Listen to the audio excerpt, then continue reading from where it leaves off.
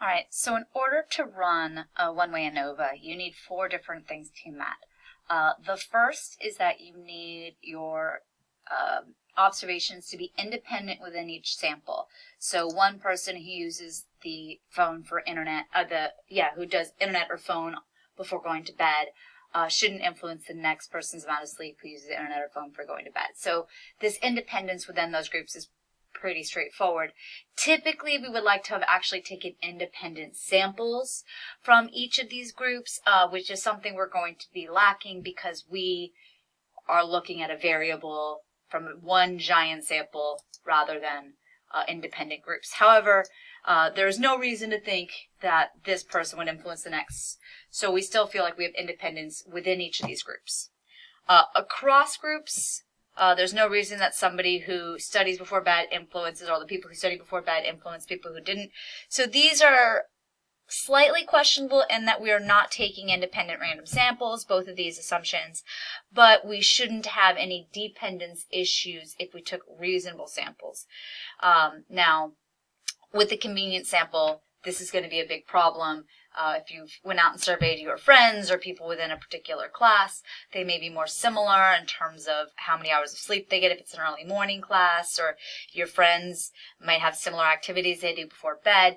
So if any reason your sampling method might have any relationship with your variables, you would have to discuss that as a potential problem with that independence between and across groups. Now, the other 2 are ones that you're going to need StatCrunch to test. So one of them is homogeneity of variance. You have 2 ways to test this. Let me bring back our results for this. You could look at the standard deviations for your different groups and say, okay, those are fairly similar, so I bet the population standard deviations are similar. So they probably are about the same. I could also look at my box plot and say all the box plots have fairly similar IQRs. So again, nothing to really indicate that the populations would have different standard deviations. For both of those, though, there is one sort of questionable. If we look at the work group, this is a little bit smaller than the rest. If we look at the internet phone group here, the box portion is a little bit smaller than the rest, though we do have those outliers to either side. So again, the classiest way to check this is if you go in and you do your one-way ANOVA, you could actually choose, oh my God, one-way ANOVA. I swear this is a thing we can do. I just can't remember. My brain is lost. Oh, there it is. I didn't want to choose that. You can choose the test for homogeneity of variance. This is a test that actually sees if the variances are all equal. We'll just use the default. But essentially here, we're looking at, is the standard deviation for the population of everybody who uses their phone, who works before bed, the same as the standard deviation for the population of everybody who watches TV before bed, yada, yada, yada. That's our null hypothesis. Compute.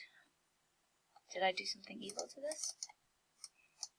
I'm going to just redo it because I failed. Edit. Do a homogeneity test. Cool. So now we have an additional piece here with a p-value. And this is the only time in this class that we would actually want a big p-value, because we want to say, yeah, while this was 0.8, which is pretty different than 1.3, there's not enough evidence to show that these standard deviations are different. There's not enough to show that there's something going on here. So I am allowed to continue on with my one-way ANOVA.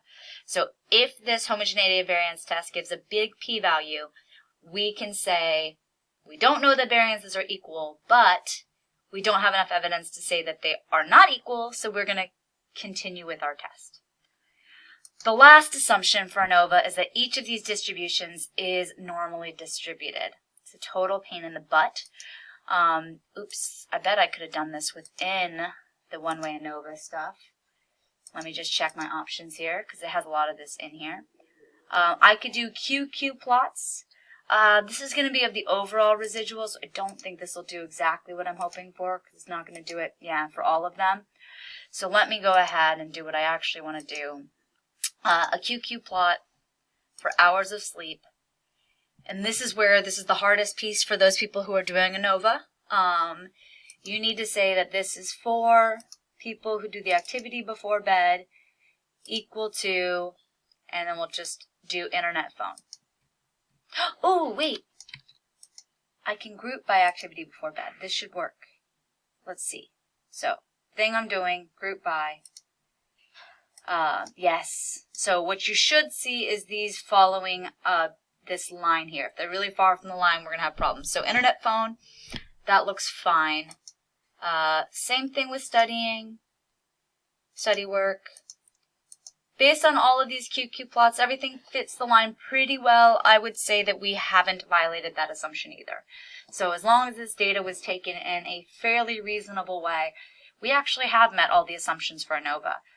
I will note that these are particularly ugly because hours of sleep are discrete, so that's why we're not getting a pretty QQ plot like we would if we didn't have this thing grouped. We'd probably be in a better shape. We're still going to have that very discrete variable, but now we're getting a little bit more. So anyways, those are your assumptions. You can do that test for homogeneity if you want something classy to look at that. Look for a big p-value, and then you can just go to graph, QQ plot, grouping by your categorical variable to check out and say, okay, it looks good. All of our variables are normally distributed.